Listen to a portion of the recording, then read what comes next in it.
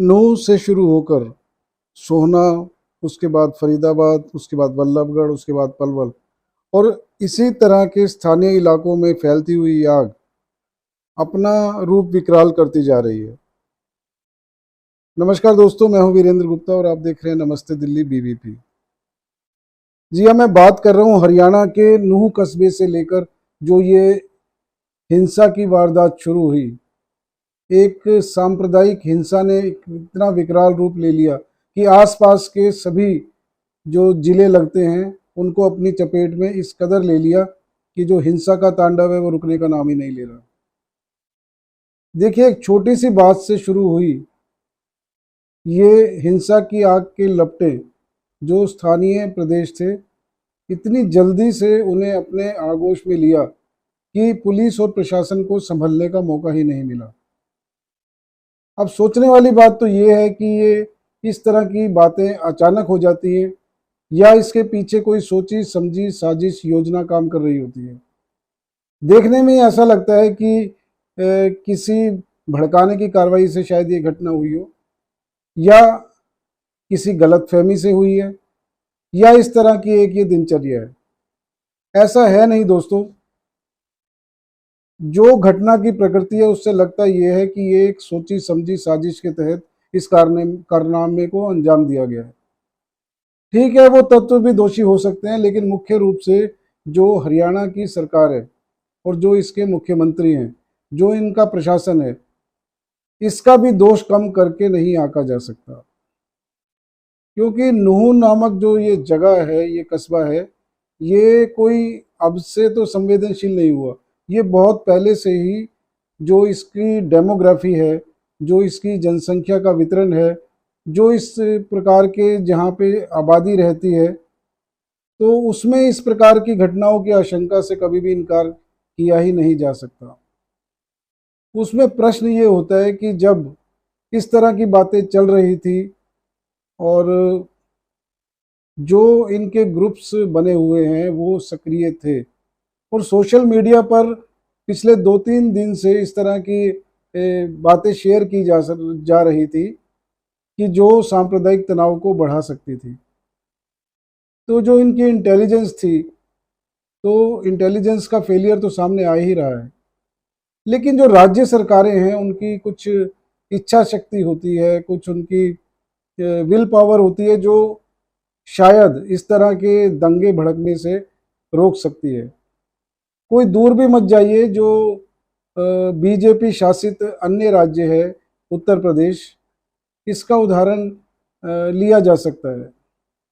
देखिए, उत्तर प्रदेश की आबादी 25 करोड़ की है, जो एक पूरे देश की आबादी होती है।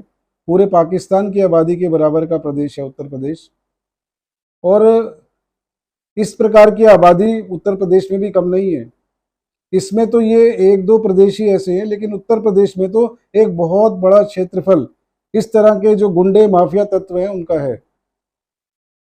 और इससे भी बड़े बड़े सूरमा उत्तर प्रदेश में हुए, जो पुलिस और प्रशासन को अपनी जेब में रखने वाले, और अदालतें भी इनके खिलाफ निर्णय करने से पहले 10 बार सोचती थी। इस प्रकार के माफिया जो राजनीति में इतना दखल रखते थे कि इनकी मर्जी के बिना पुलिस प्रशासन भी कोई कदम नहीं उठा सकती थी, आज वो अपनी जान बचाने के लिए योगी सरकार से भीख मांग रहे हैं। तो जब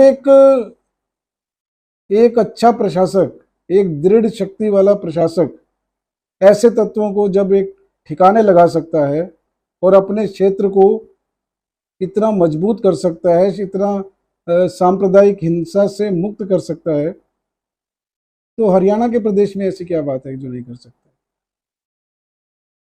देखिए, कमी तो मानी जाएगी जो खट्टर सरकार है इनकी, चाहे वो बीजेपी की सरकार है, लेकिन मुख्यमंत्री जो बनते हैं उनको इस बात की तो जिम्मेवारी लेनी पड़ेगी कि सिर्फ एक बीजेपी के मुख्यमंत्री होने से बात नहीं बनेगी।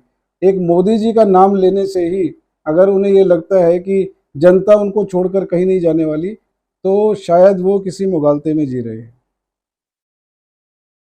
ये जो कुछ भी हुआ, इसका पुलिस प्रशासन का फेलियर जग जाहिर है। जितना दोष इन तत्वों का है, उतना ही दोष जो इनके प्रशासक हैं उनका भी माना जाएगा। देखिए, जनता के ऊपर तो सारे दोषारोपण लादे नहीं जा सकते।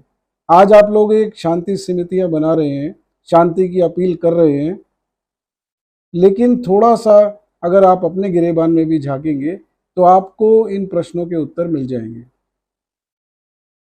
मैं जिन बातों की तरफ इशारा कर रहा हूं, मेरे दर्शक शायद सारी बातों को समझ रहे हैं। तो जनता का जागरूक होना उतना ही जरूरी है, लेकिन ऐसे तत्वों पर नकेल कसने का काम पुलिस और प्रशासन को ही करना है। देखिए, अब जो ये मामला चल रहा है, 2-4 दिन में शायद कंट्रोल में आ जाएगा। हालांकि जो पुलिस बटालियन वहां भेजी गई है, 20 कंपनियां लगा दी गई है नूह में अर्धसैनिक बलों की, तो ये आ जाएगा। लेकिन ये एक खतरे की घंटी है, एक लोकतंत्र के लिए खतरे की घंटी है। इस प्रकार के तत्व अगर हावी हो जाते हैं तो इसके परिणाम बहुत भयंकर निकल सकते हैं। तो दोस्तों, अब इस प्रकार की घटनाएं हम प्रार्थना करेंगे भगवान से कि आगे ना हो, लेकिन आप भी सतर्क रहिए और किसी भी प्रकार की अफवाहों पर ध्यान मत दीजिए।